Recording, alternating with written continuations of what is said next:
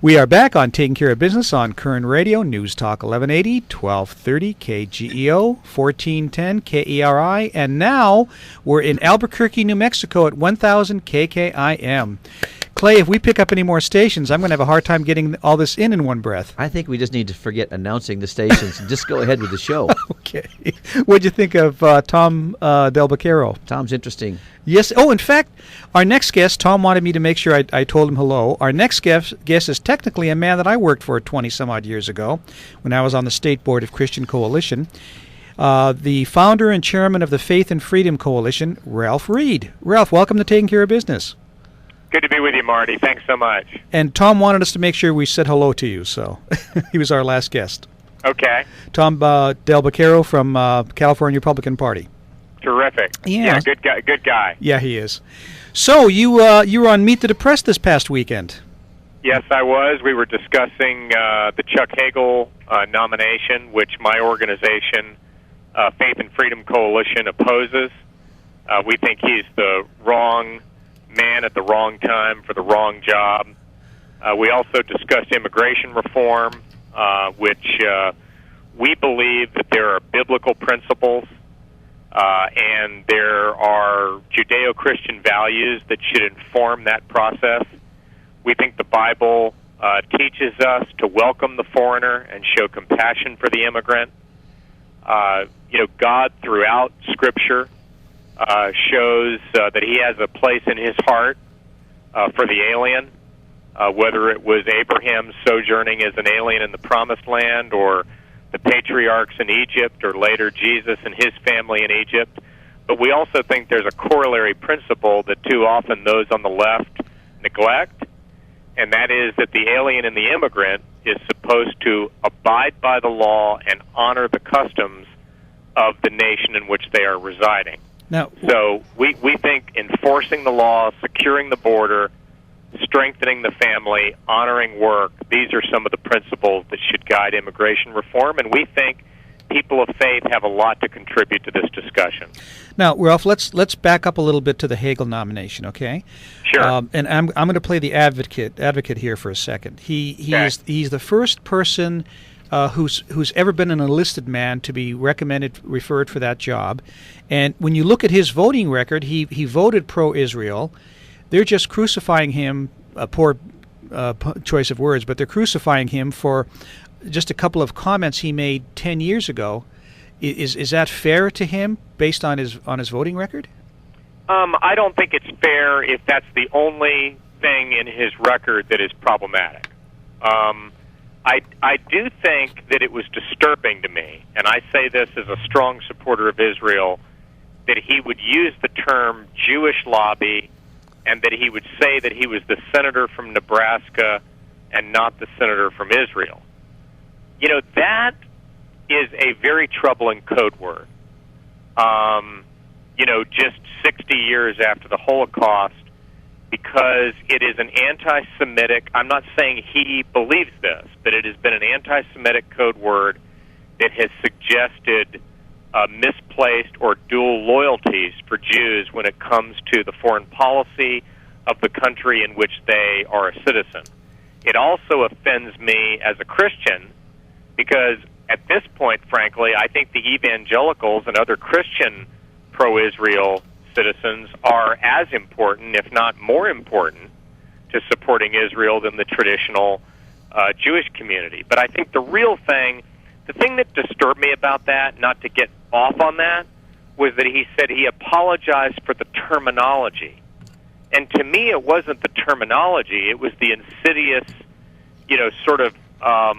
charge that is behind that. But what disturbed me even more was his vote against unilateral sanctions by the United States against Iran, the fact that he, in Pakistan, gave an interview and said that the military option should not be on the table, and these are his words, that it would not be responsible for the United States to take military action against Iran.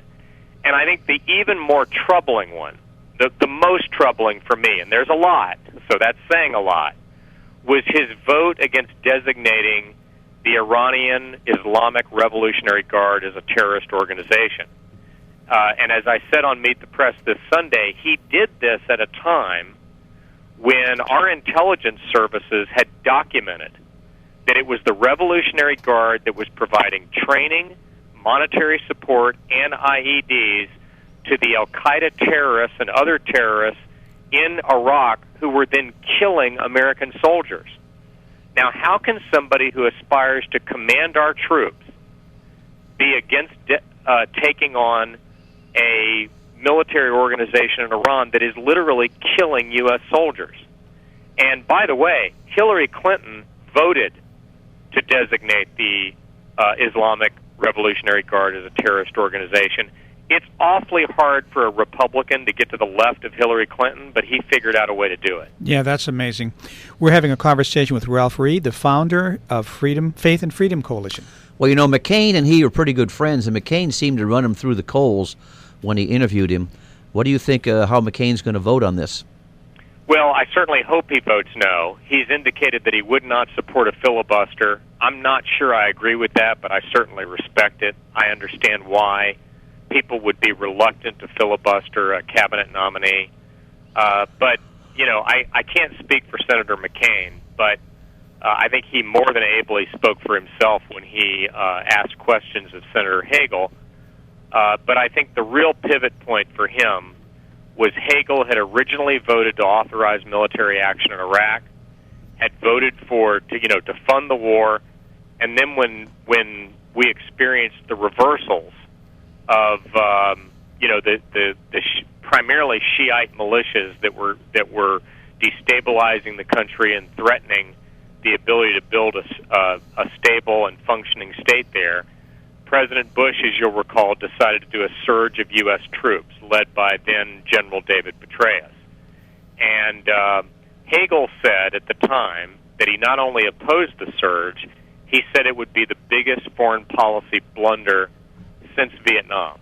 Now, as we know, the surge, not by itself, but because of the Sunni awakening and certain Sunni strongholds like Anbar province and others deciding to turn on the terrorists and secure their own areas, helped stabilize the country, and Hagel could not have been more wrong. I don't think it's disqualifying by itself, but it does call into question his military judgment, and this is for somebody who wants to lead the Pentagon. You know, I think it's interesting that the nomination by the president of a Republican is very interesting because, as you pointed out, Hagel's left of the president, and they both have the same philosophies, which scares me about the president. Well, it really does me, too. And, you know, look, I say this with sadness and regret. I'm not happy about this. I helped elect Chuck Hagel to the U.S. Senate in 1996 when he ran the first time. But these are very dangerous times. You've got blood running through the streets of every major city in Syria. You've got a bloody and dangerous regime in Syria that is machine gunning its own civilians, as many as 40,000 dead, we believe. You've got Egypt, being run by the Muslim Brotherhood. It's teetering on the edge of being a failed state. Riots in the streets, essential suspension of certain constitutional rights. You know, Gaza is being run by a terrorist organization that's sponsored by Iran. Libya is in borderline chaos with numerous terrorist militias operating there. Al-Qaeda has reconstituted itself across North Africa. Iran is probably within 12 months on the outside of obtaining a nuclear weapon.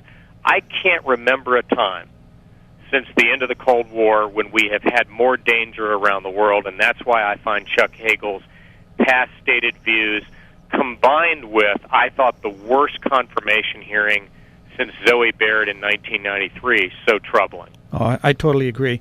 You know, Ralph, I mean, now I'm a little upset here because, you know, I thought according to the Obama administration it was kumbaya and we were, you know, all walking around holding hands with the people in the Middle East. He says with tongue-in-cheek.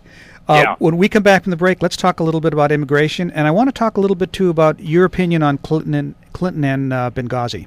Sure. We'll be back in a moment on Taking Care of Business on Koerner Radio, News Talk 1180.